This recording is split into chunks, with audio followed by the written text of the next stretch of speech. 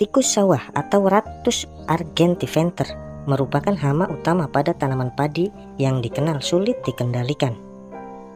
Tikus sawah merupakan hewan mamalia yang dianugerahi Tuhan insting yang kuat, penciuman tajam, dan kemampuan reproduksi yang tinggi sehingga dirasakan sangat sulit dikendalikan.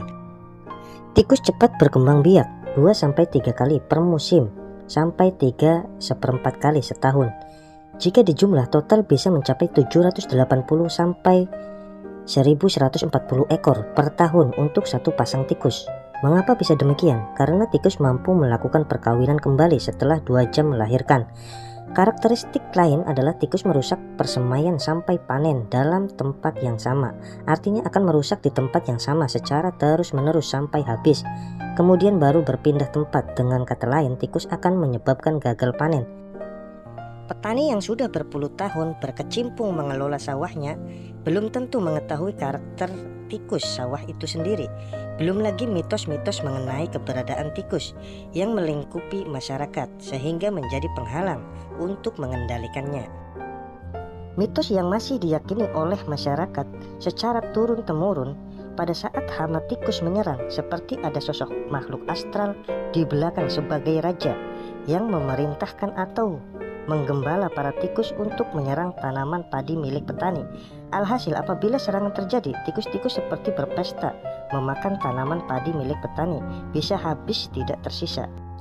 Apakah Anda percaya dengan cerita mitos tersebut? Itu tergantung keyakinan kita masing-masing. Perkembangbiakan tikus secara cepat ini dikarenakan predator para pemangsanya sekarang sudah jarang sekali ditemui. Hewan-hewan pemangsa tikus sering kali ditangkap oleh manusia seperti ular, burung hantu, biawak, dan masih banyak lainnya.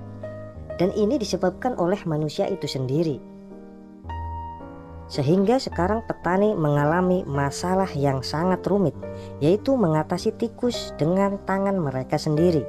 Apakah mereka sanggup mengatasi tikus dengan tangan mereka sendiri, sedangkan perkembangan tikus sangat-sangatlah cepat? Berbagai cara dilakukan untuk mengatasi tikus, tapi hasilnya jong. Dan itu hanya bisa mengurangi, bukan menghentikan. Pada kesempatan kali ini kita akan membahas bagaimana cara mengatasi tikus dengan efisien dan efektif. Mudah-mudahan cara ini bermanfaat untuk petani semua dan bisa memajukan pertanian di Indonesia.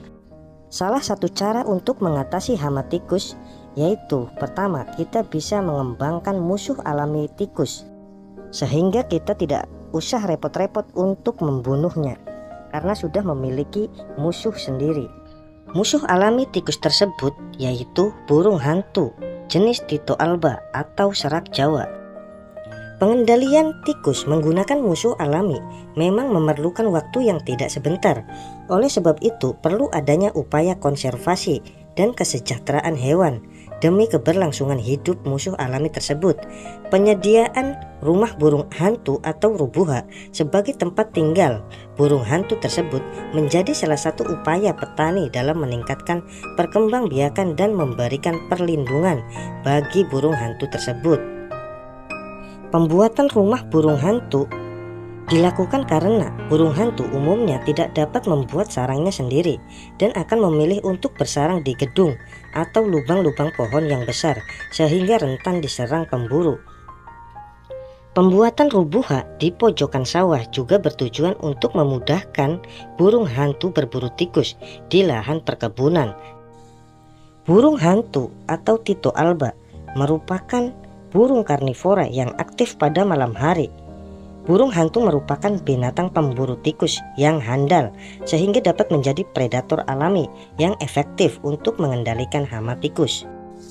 Dalam waktu sehari, satu ekor burung hantu mampu membunuh 3-7 ekor tikus dengan daya jelajah kurang lebih 12 hektar.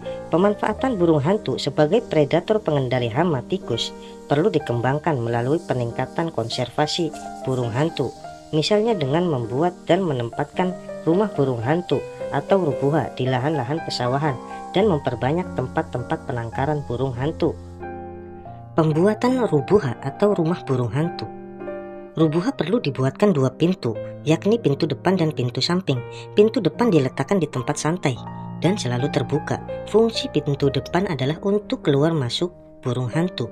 Pintu depan ini dapat dibuat dengan ukuran 30 cm x 40 cm. Sedangkan pintu samping diletakkan di antara tempat santai dan tempat tidur. Pintu samping ini berfungsi sebagai pintu untuk mengintip dan harus selalu tertutup. Pintu samping dibuat dengan ukuran 40 cm x 40 cm. Ukuran tempat tidur harus dibuat lebih besar dari tempat santai. Ukuran rubuha secara keseluruhan adalah 1 meter x 70 cm x 50 cm. Bahan untuk pembuatan rubuha sebaiknya berupa papan kayu, misalnya kayu sengon atau triplek yang dicat warna gelap, sesuai dengan kebiasaan hidup burung hantu di habitat aslinya. Sedangkan untuk atap kandang dapat menggunakan seng atau asbes yang dicat hitam.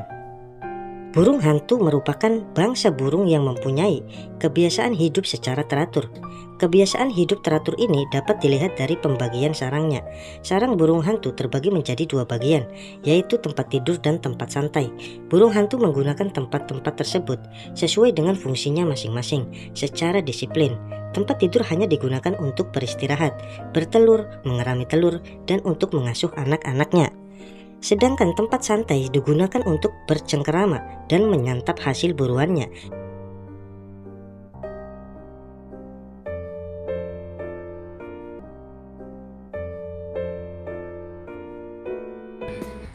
Di sini perlu saya jelaskan cara pembuatan rumah burung hantu.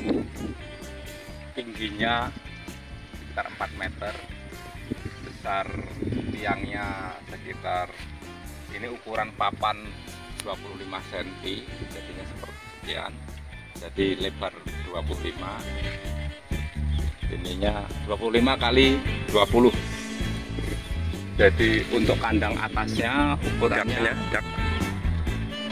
daknya kita bikin ukuran 80 cm kali 80 cm. Ukuran kandangnya kita buat kotak dari papan ukuran 50 kali 70. Nah seperti itu wujudnya. Jadi wujudnya dari semen. Jadi setelah tiang kita pasang, daknya kita pasang, lalu kotak kita naikkan ke atas, di atas dak. Kotaknya kita bungkus dengan kawat loket, tujuannya untuk isian cor. Jadi setelah kotak naik di atas, kita bungkus dengan semen, kita lepo. Tujuannya untuk supaya kotak papannya awet. Jadi alhamdulillah yang kita buat ini udah dari 2013 sampai sekarang udah 10 tahun ya, belum ada yang rusak. Jadi kalau membuat rumah burung hantu sebenarnya bisa dengan kotak kayu aja. Cuman kalau kita pasang di hamparan sawah, mungkin dalam jangka waktu 2-3 tahun dia lapuk. Jadi kalau kita bungkus dengan semen seperti ini, alhamdulillah mudah-mudahan bisa tahan sampai berpuluh-puluh tahun. Nah di atasnya kita kasih asbes dengan ukuran 60 cm panjangnya, lebarnya dengan ukuran asbes 70 cm pas.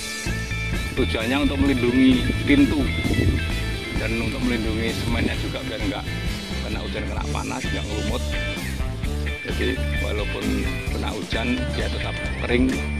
Jadi biasanya semen kalau kena hujan kan ngelumut dan kayu yang di dalamnya basah akan lapuk. Saudaraku semuanya, petani dimanapun Anda berada, ini adalah sahabat kita Tito Alba, predator hama tikus. Mari ini kita lestarikan, kita rawat bersama demi kelestarian pertanian di Indonesia. Sekian, terima kasih. Sukses petani, jaya Indonesia.